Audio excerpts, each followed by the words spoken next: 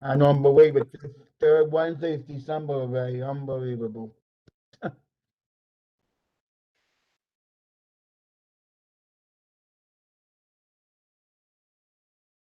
Okay. Hello, everyone. Good evening, Alexa. How are you? Hi, my name is Alexa Weitzman. We are here I'm chair of Queens Community Board 6. I use she, her pronouns. And we are here for an Aging, Social Services and Disabilities Committee presentation on redistricting. And you're either watching it here. If you see yourself on the screen, you're a member of the committee. If you're here through the WebEx platform, you are you signed up through there, and we'll have a time for you to ask any questions or make any comments. Or you could be watching it live streaming right now on YouTube, or at a later date. We archive all of our presentations on YouTube. So I'm really excited to hear from Dr. Jeff Weiss, and I will now pass it to a member of the board and a member of the committee, a moderator tonight, Anicia Ayan. Go ahead, Anicia. Good evening, everyone. First, I just want to thank all the members of our Aging Community Group and also our executive community board members helping us, our committee members, with essential information about redistricting. Our presentation tonight is about redistricting. Redistricting has historically been a confusing and challenging process to understand. This was quoted by Mark Laster, our co-chair of our committee. In this upcoming webinar, we will learn about this process to set up elected representatives for the next 10 years. Tonight, we had the privilege to have Professor Jerry Weiss, that I know for a long time already because we started from the census. We used to call him the census guru. So tonight we had the privilege of him to make us understand this process more clearly. Professor Weiss has over 40 years experience working on redistricting, voting rights, and census law.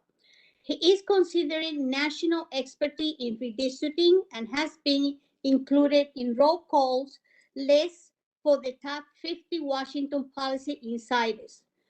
Also of counsel of the Washington, D.C. law firm Sandler, Rev, Lamb, Rosenstein, and Bickerham, P.C. Professor White has assisted many state legislative leaders, members of Congress, and other state and local governments officials in redistricting and voting rights matters across the nation. I just want to welcome Professor Weiss. Okay, we broke up for a second there. Time to start? Yes. Yes. Okay, well, it's a pleasure being with everybody this evening. I'm going to go up to about a half an hour and talk with you about redistricting, why it's important, how it works, what the process is all about, and what you can still do to impact the redrawing of New York State's congressional and state legislative lines. And to do this, I'm going to use a PowerPoint, which I will bring up in a moment. Let's see. And if somebody can let me know when you see the I see it. screen. Yes, I think it's do. up now. Just about. It's kind of white. Oh. Okay. I see jigsaw puzzles. It's up So on my let me end. just let me do something. Yeah, you should say it. Okay, well, in a half hour, you won't be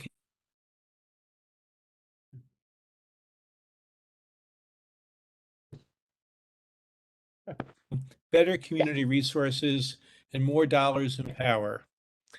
New York State receives billions of dollars in federal assistance for a number of programs. There are over 300 programs that are funded by Washington that are driven by census data numbers.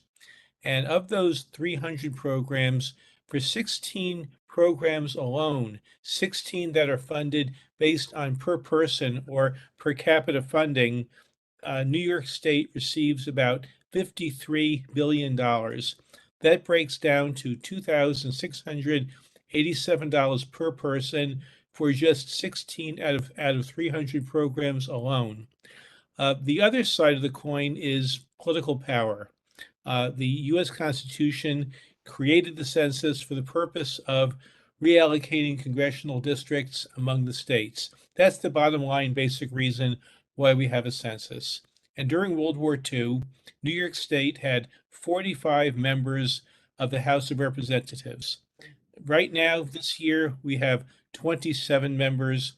That's the same number New York had in the 1820s. New York has been losing congressional districts since 1950. We lost 5 districts after 1980, 2 or 3 districts in the intervening decades. But after last year, New York lost only 1 congressional district, and that was based on New York not counting 89 more people than any other state. So if you filled up one subway car and counted it, and all of the states froze where they were left counted last year, New York would have saved all 27 congressional districts. And I'll challenge everybody to join with me to try to get the count as perfect as possible in 2030, so that for the first time since World War II, New York State will not lose any congressional districts after 2030. But when we look at the districts themselves, here you see New York City's congressional districts. You see districts in Queens, numbers 3, 5, 6, 12, 7. Only one district, I believe, represented by Grace Meng, is totally within Queens County. The rest share with Nassau, Brooklyn, the Bronx, and New York County. But there are now 27, soon to go down to 26. For the state Senate, there are 63 districts, and here you can see the current districts in Queens. And then for the state assembly, there are 150 statewide. Here you see the districts for Queens County on the right side. You all know where your borough is. And then we look at the census. Like, what happened? Where are we? What's been going on? Well, the whole census last year was delayed due to the pandemic. The census count that should have started in April and ended in July instead had a late start and extended all the way through October. We all remember Donald Trump's efforts to adjust the census numbers. He tried to add a citizenship question to the census, as he put it, to better enforce the Voting Rights Act. But that was just a pretext for trying to put a chilling effect on people who are immigrants or non-citizens, to depress the count and politically recalculate the census numbers. But that failed. The Supreme Court wouldn't let him do it, and the clock finally ran out at the end of last year, despite Trump's efforts to constantly try to play politics with the census. But having said all of that, the census process was delayed. The congressional apportionment that should have taken place at the end of last year was delayed until April of this year. And the granular data used for redistricting was delayed from April until August. So we had the reapportionment announced April 26th. That's the reallocation of the 435 congressional districts among the 50 states. A very simple process based on a federal formula. That is reapportionment. Redistricting is different. Redistricting is the redrawing of actual district boundaries within each state or jurisdiction. That data, which should have been released April 1st, was delayed until August 12th. For our congressional districts, the 27 we have now, those districts are going to go from the current 717,000 people per district to a new high of 776,971 people per district. Our 63 Senate districts, now populated with about 310,000 people per district, will increase to over 320,000 people. And the 150 Assembly districts, now at about 130,000 people per district, will grow to 134,600. New York's population in 2010 was 19.3 million. And as a result of last year's census, the population grew to 20.2 million. That reflects an increase of 823,147 people, or a 4.2% increase. But the national average increase was 7.4%. Other states such as Washington, North Carolina, Florida, Texas, they gained a lot more in relation to New York, Ohio states, Pennsylvania, states that couldn't keep up with the same kind of growth levels. So we lose one district, going down to 26 from 27 districts. Let me just advance my slide.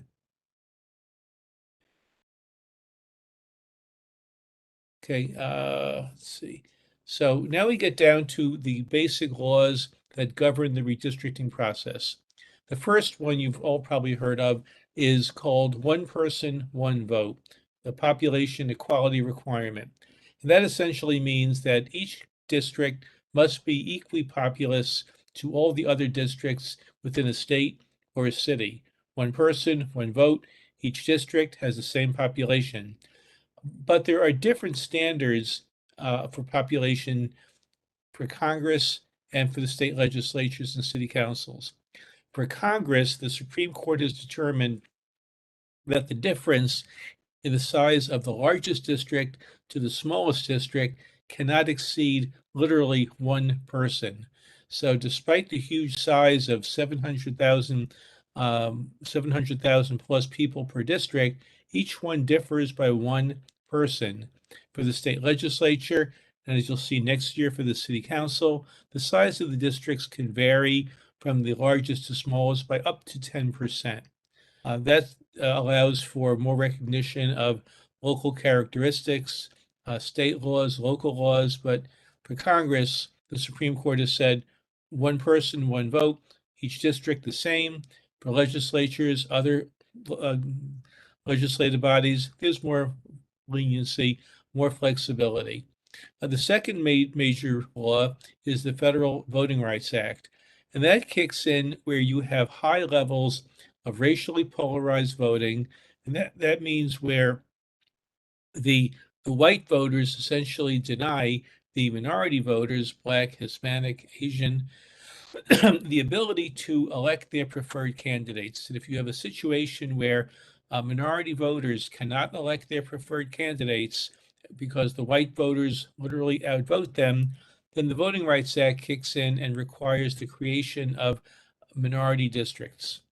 Minority districts are usually defined as districts that are 50% plus of minority voting age population residents. That's people who are 18 or over.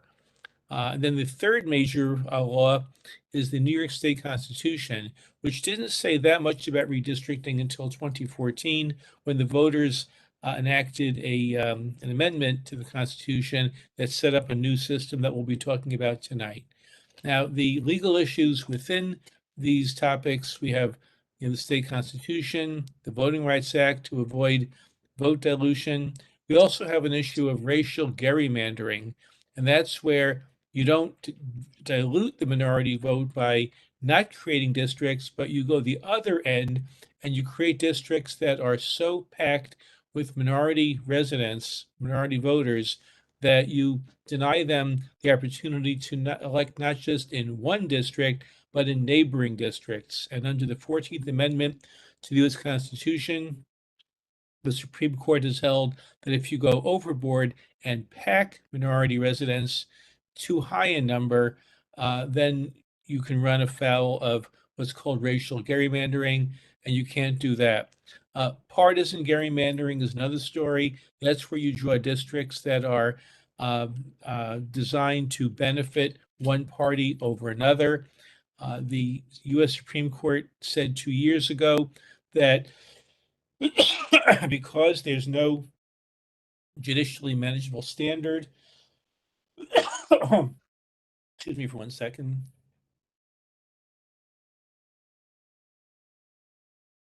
And because there's no standard that the courts can use to measure how far partisan advantage can go, that the federal courts will not hear partisan arguments. But, however, the state courts can, and that would be based on state protections on the right to associate or the right to vote. And there are always different battles over whether you go to state court or federal court. The actual data that's used to redraw the lines, that's referred to as the PL 94-171 redistricting data, named after the public law enacted in 1995 that mandated that the Census Bureau provide the states with detailed block level census data and that includes information based on race, age, and ethnicity. A census block is equivalent to about the size of 2 or 3 New York City election districts, just a few thousand people. And also to draw the lines, you use software. Although there's high-speed, expensive software available that the state uses, I listed here 4 different examples of free software that you could use. And I'll just sort of pause here if you want to write these down. They're very Googleable, but District Builder, Dave's Redistricting, Representable, and District R are all free software programs that offer data, instruction, and maps, so you can draw maps of your own. And now we get to what New York is actually doing. New York has what's called the Independent Redistricting Commission. It's made up of 10 members. 8 members are appointed by the legislative leaders, the Speaker, the Senate President Pro Tem, and the 2 minority leaders. Each of those 4 leaders gets to pick 2 people. So here you see Speaker Carl Heastie's appointees and Senate Majority Leader, Temporary President Andrea Stewart Cousins appointees. The Republican leaders, the minority leaders appointed 4 people here. Most of the Republican appointees have actually served as legislators or on legislative staff. These 8 members got together and picked 2 additional members, Dr. Ivelisse Cuevas Molina from Fordham University and Ross Brady, a Brooklyn attorney. So you have 10 members. And what's important to remember about 10 members is that there's no odd member tiebreaker, so that they may find themselves in a difficult position to agree on a plan because they don't have an odd number of members to break a tie. Now, the 10 members selected David Imamura, the Senate appointee, a Westchester County lawyer, to serve as the chair. And the Republicans picked Jack Martins, a former Nassau County state senator, to serve as the vice chair. The legislature provided $4 million for the commission to operate through March of next year, and they've hired 2 co-executive directors, 1 Republican and 1 Democrat. And at the bottom of this page, I've listed the website for the commission that you can go to find out more about the commission itself and the hearings that they've been holding and the maps that they've been circulating.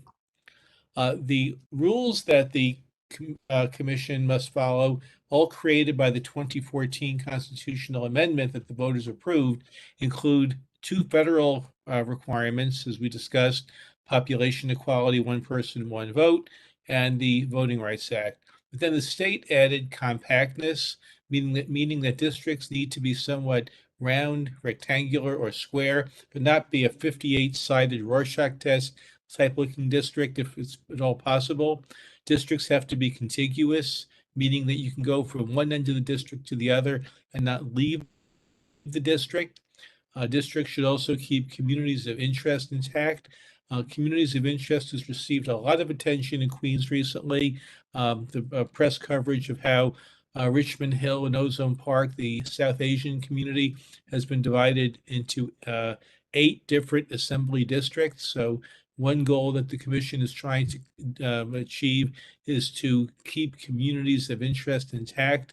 And a community of interest is really an objective test as to how you self-identify based on socioeconomic, racial, ethnic, religious, academic, medical, whatever kinds of bonds you have with your neighbors, creates a community, and we call it a community of interest. Also, the maps are supposed to follow jurisdictional boundaries, that you don't cross county lines, villages or cities more than necessary. And interestingly, under the current plan, none of the lines for the Assembly or Senate cross into Brooklyn or Nassau, but the commission's own draft maps actually do cross the Queens line left and right in a number of places along the Cross Island Parkway. The criteria also consider incumbency, that you not pair incumbents against each other unnecessarily, that there's partisan fairness, that you not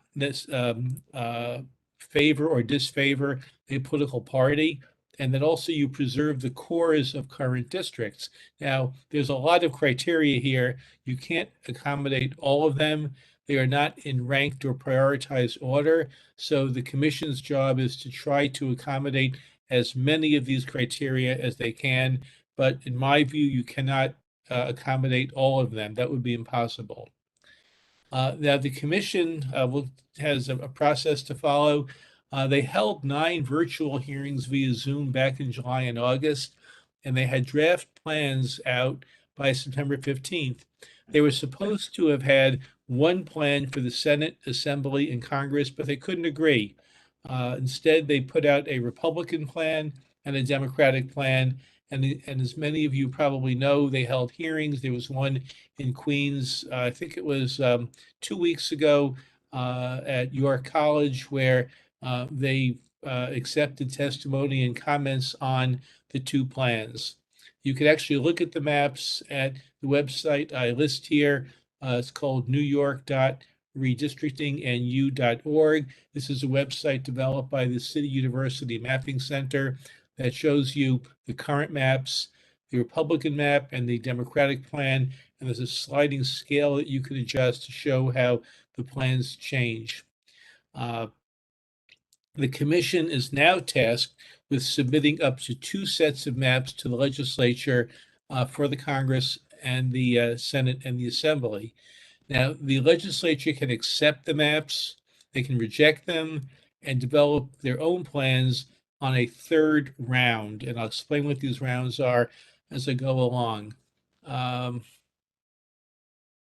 Covered that already. So now in the commission itself, to approve a plan, the Constitution requires that at least 7 of the 10 commissioners vote to approve a proposed map before it could be sent to the legislature. And of those 7 votes, there must be at least 1 appointee from each of the 4 separate legislative leaders to approve a proposal. That means that at least 1 Senate majority, 1 Senate minority, 1 Assembly majority, and 1 Assembly minority appointee vote to approve a plan. Plus, you need to get 3 more that can come from the 2 independents, or it will come from the ranks of the other appointees. If the commission cannot get 7 members, then the Constitution requires that the plan or plans with the greatest support or votes can be submitted to the legislature along with the vote tally. Just a few days ago, last Tuesday, Governor Hochul signed legislation that actually says if the commission does not vote on a plan, then any plan drafts that they've worked on must still be submitted to the legislature for consideration, just to resolve an ambiguity in the current law. The commission can put must combine the Senate and Assembly plans in one proposed bill and submit it to the legislature by January 1st of next year. That's just over a month away. But they have a grace period of as late as by January 15th if necessary. And with the first plan, the legislature has the option to consider the congressional bill in the same bill with the Senate and Assembly or in a separate bill. and the legislature can approve the first plan without any amendments and send to the governor for approval. If that happens, the process is over. But if the legislature rejects the first plan or it's vetoed and no override takes place, then the commission has until February 28th of next year to submit a second plan to the governor, I'm sorry, to the legislature for approval and signature by the governor. If the second plan is rejected by the legislature or vetoed, then the legislature can amend the second plan as it deems necessary any way it wants. So essentially, at that point in time, the legislature can just take over and draw a plan of its own, but it must follow the same criteria, but has a little bit more leeway. Now, once these plans get to the legislature, this depends on if the commission can agree on a plan. So if the commission can agree on the plan to approve them in the legislature, different vote requirements apply depending on who controls the chambers. Now, this year, the Democrats control both chambers. So if one party controls both chambers, then at least 2/3 of the members of each of the Assembly and Senate must vote to approve the plan. Had the Republicans, on the other hand, retained control of the Senate as they had for most of the last century, then you simply would have needed a majority of the legislators in each chamber, 50% plus. Now you need 2/3 votes. But it's important also to note that the Democrats now have 2/3 majorities in both chambers, plus the governor's office. Just a few of the minor things on the constitutional amendment. Anybody can challenge a plan in state Supreme Court. The new wrinkle is that the trial judge must decide the challenge within 60 days or 2 months. And then any challenge can go to the appellate division or to the Court of Appeals. And if any plan is rejected by the courts, the legislature, not the commission, but the legislature gets to redraw the plan itself. Now, one thing that the state constitutional amendment in 2014 left out was how to deal with the state's 2010 law, just a simple law, not a constitutional requirement, that required that voting residences for state prisoners be reallocated from their place of incarceration to their permanent home addresses for state Senate and Assembly districts. The 2010 law did not include congressional districts. And prior to 2010, all prisoners were counted at the prison sites where the Census Bureau counted them for redistricting purposes. That was seen as creating phantom people living in districts who really were more resident from where they came from before incarceration. So the legislature, in a major fairness civil rights move, put prisoners back to their homes of record before incarceration, rather than keep them at the prison sites upstate New York.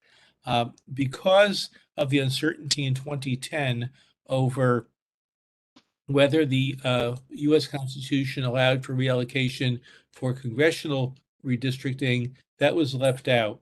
Subsequently, the courts have held that you can reallocate inmates, incarcerated people for congressional redistricting, and it's up to the legislature now to simply enact a law to require, for redistricting purposes, that inmates be reallocated for congressional redistricting. And we're talking here of over 30,000 people that are reallocatable based on on the 2020 census. There was an amendment that the voters rejected earlier this month. So the things that need to be considered now as a result of the failure of the amendments to pass would be, as I just mentioned, the legislature passing legislation to reallocate prisoners to their previous homes for congressional redistricting. The legislature may also need to consider changes to the spring primary calendar for the Senate and Assembly. In 2014, when the constitutional amendment was passed, New York had a fall primary in September for the Congress, I'm sorry, for the Senate and the Assembly. A federal court 10 years ago ordered that the congressional primary be held in the spring. And now all three are held in the spring, but if the commission doesn't, if the commission has to draw a second set of maps and doesn't come back until late February, there's a problem because we have a spring primary now where petitioning starts in late February or early March. The spring primary calendar might not be affected if the IRC fails to send one set of plans to the legislature by January, because at that point their mission will have failed if they don't do anything. But if they do agree on a plan and it's rejected, there's a situation will be created where the legislature will have to react some way or another to still accommodate a spring primary. We're late in the process now. I listed here some of the things that you can still do to write to the commission to learn more about the process. The hearing cycle has now been concluded, but there will be one final hearing this coming Sunday, December 5th at 2 o'clock in the afternoon via internet. So if you would still like to testify, I suggest you go to www.nyirc.gov to sign up. I'm going to skip New York City Council redistricting since I'll be back next year, but my presentation has basically concluded. Here's my contact information for anybody who'd like to get in touch with me. And I'd be glad to answer any questions, comments, or have a discussion on what I just presented or anything else relating to the process. Yeah. Jeff, can you share the slides with us? Yes, I'll send you a copy of them. Great, thanks.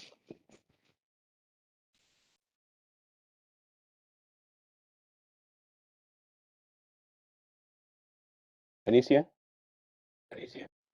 Yes. Yeah, so you want to start?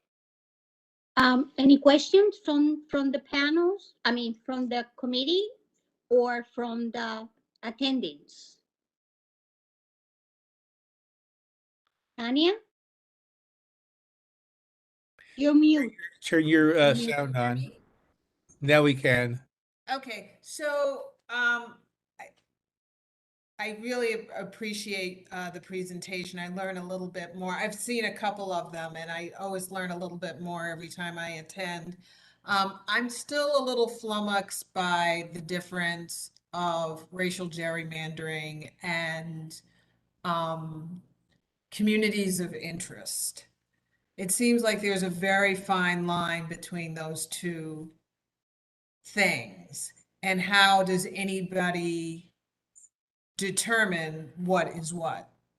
Okay, well, these things are always analyzed on a district by district local basis. If you have a compact, naturally occurring community that let's say is Black or Hispanic or Asian, and you draw that community because it's there. We look at Richmond Hill, we look at Jackson Heights, we look at Ozone Park, Springfield Gardens. There are so many communities that are compact that people might be the same race, that you can draw them into a district and not have any concerns over violating a 14th Amendment racial gerrymandering argument.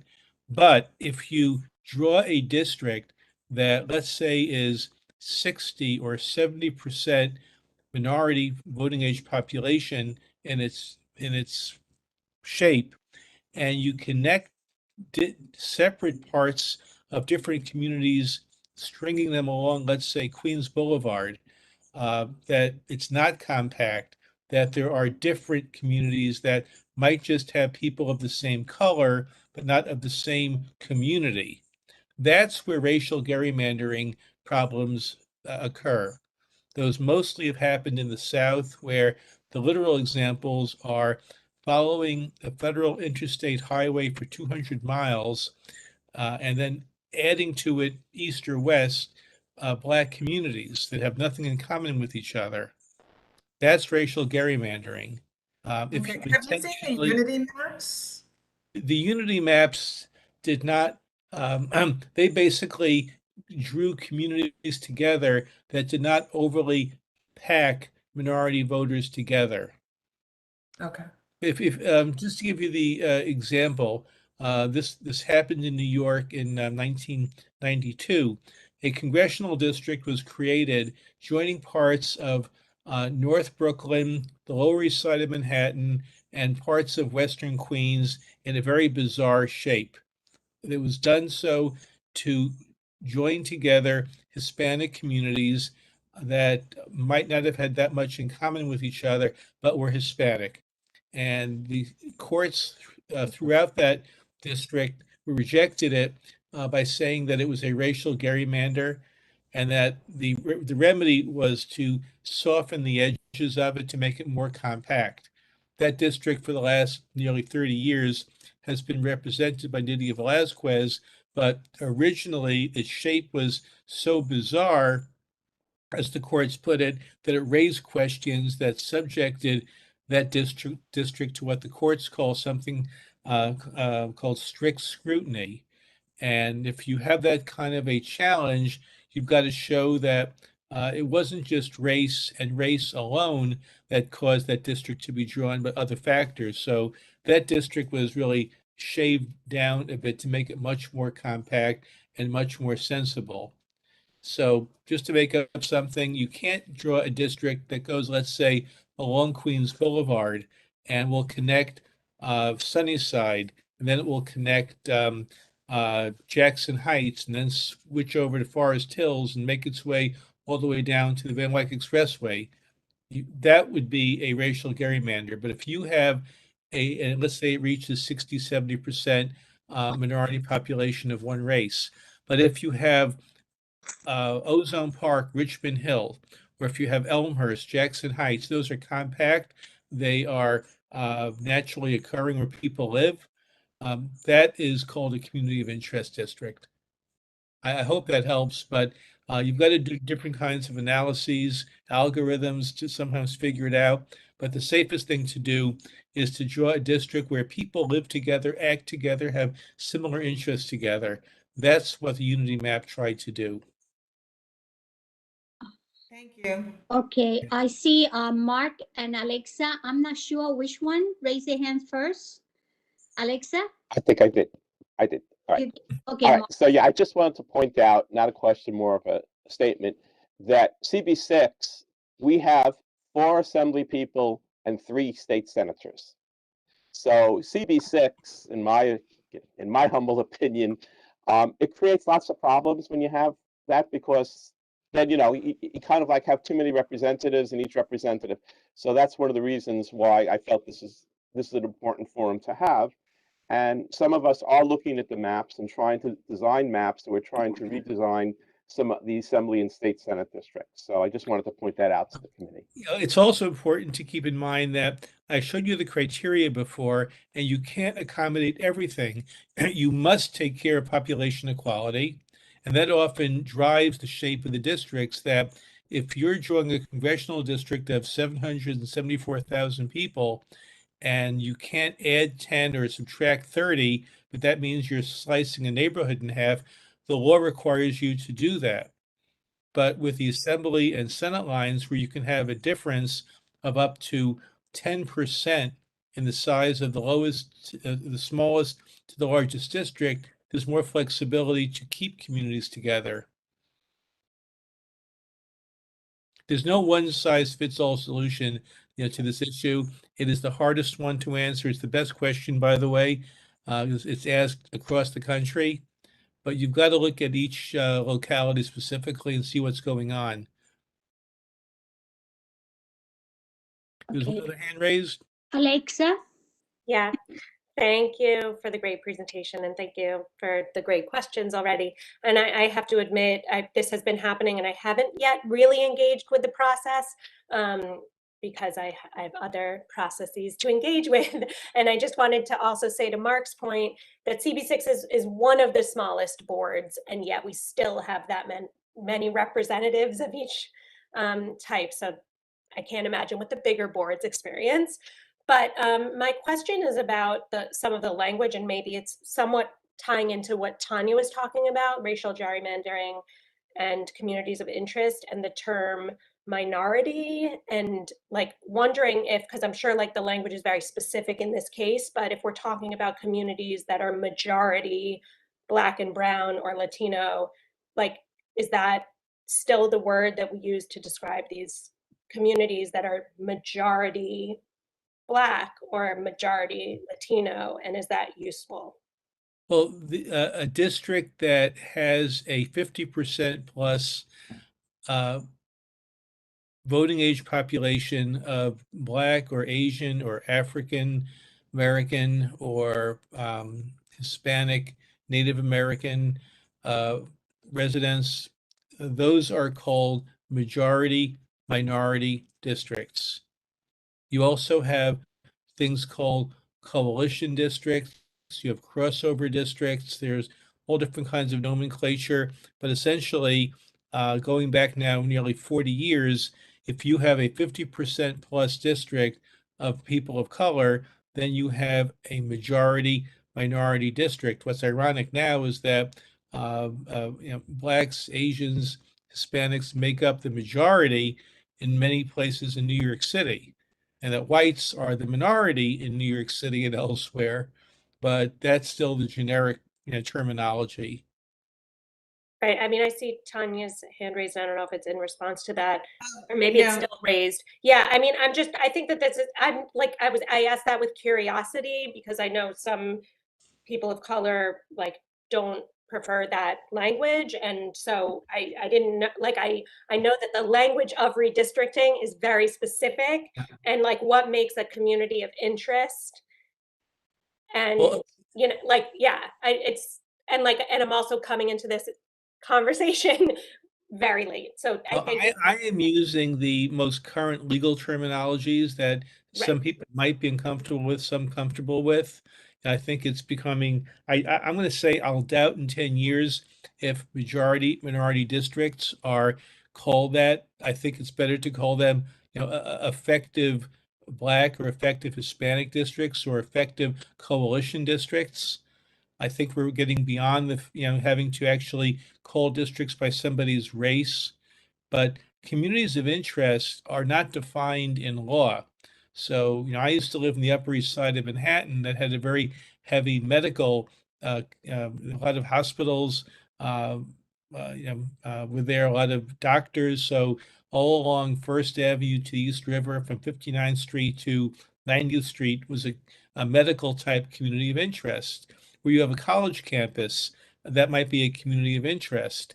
When we looked at Queens, and I know from conversations I've had with others, you can create South Asian communities of interest where people shop alike, shop together, go to schools together, do all sorts of things with a common interest. But interestingly, in the Asian community, they are on both sides of the Van Wyck Expressway around Richmond Hill, but that the Asian communities east and west of the Van Wyck had nothing in common. They didn't shop together. They didn't go to the same schools together. So they were really two separate communities of interest.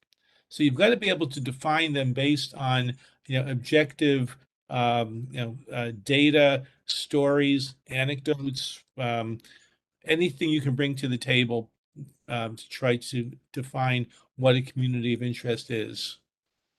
That's helpful. Also, somebody waving a few hands. Latrice, I saw you raise your hands.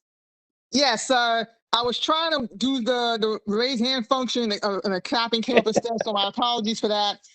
Thank you everyone for listening and learning, and thank you Professor Weiss for the presentation. I guess my thoughts are more along the lines of a comment than a question. When you're talking about the language of redistricting, I do concur with you that we're going to have to move beyond race, because even personally, I hate the word minority, and I'll spare y'all that diatribe, but I do hate that word in reference to myself. And I noticed in recent, like the past year or so, the acronym BIPOC has risen in popularity, but I don't know anyone who uses that either. So I do concur with your point that ultimately we're going to have to move beyond race, especially as Blacks and Asians and Latinos, our demographics, we're rising in the demographics and we're eventually projected to become the majority. So I do concur with you on that. Thank you very much. And give us the right terminology to use in 10 years.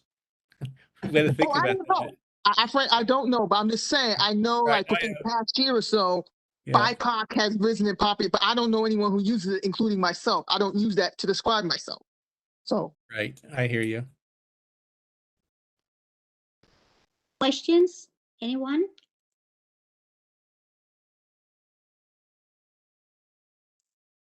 Okay, one of Nothing the in the chat. I was just checking the chat. Yeah, Okay. we don't have anything in the chat, but Anita, if you want to remind people that they can type in the chat for the people who are. Yes, so anyone that wants to put something in the chat, please do so. But I want to say something personally. The reason I got involved in this is because I got affected from the redistricting on 2010. My area of Rego Park belongs to a different assemblyman. And we are a very small portion of his district. So we don't have any participation of this assemblyman because he knows that he don't need our votes. But at the same time, it make us like, for myself, I want to run for county. I can because I don't know anything about Corona, Jackson High. I live in Rego Park, but because he is in that area, I cannot do that duty that I want to do. So sometimes this affect the neighborhood because if an assemblyman or any other politician just have like a portion of the district, it's like a stepchild. And what I see in the maps now, they really chop it up Rego Park in 3 different parts. Like now we were in 2, now they make us in 3. So it's going to even make it worse. Yeah, and just to piggyback, I also have been very involved. And if anybody is interested, we do have a coalition that has been formed here in Central Queens. Anisi and I and Tanya are part of that coalition.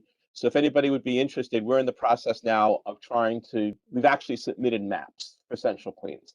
And if anybody's interested, it's public Sure, if we information. can really use this space to promote other. I don't know, but I'm not sure that we can use this space Okay. to do The that. bottom line is, if anybody is interested in actually looking at maps and seeing maps, please contact me. Any other question?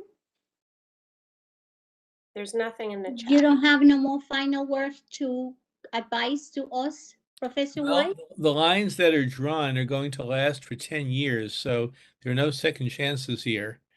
So anything else you'd like to say to the commission before they complete their work? You haven't on Sunday, 2 o'clock to do. They've held hearings, 14 hearings statewide so far, and people are calling me up saying, well, I said this, I should have said something else. Did they listen to me? So you can go back on Sunday and said, okay, I'm going to tell you again, please do this and don't do that. And the one other thing I'll leave with you is the thought that don't let this process pass by and then wait another 8 or 9 years to pick up on the next census and redistricting.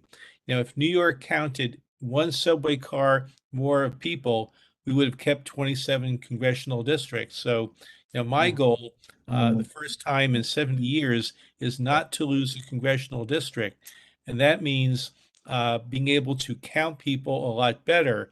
New York City counted 660,000 more people than it had 10 years ago. And a large reason for that was that the New York City Planning Department went out there and counted every housing unit, whether it's legal or not. They looked behind houses and garages, in buildings that didn't have every single unit marked with a mailbox. So for your interests, make sure that for all new construction, for all homes, that every housing unit is properly marked so that in 2030 they could be counted. Because New York City did not build 660,000 new housing units in 10 years.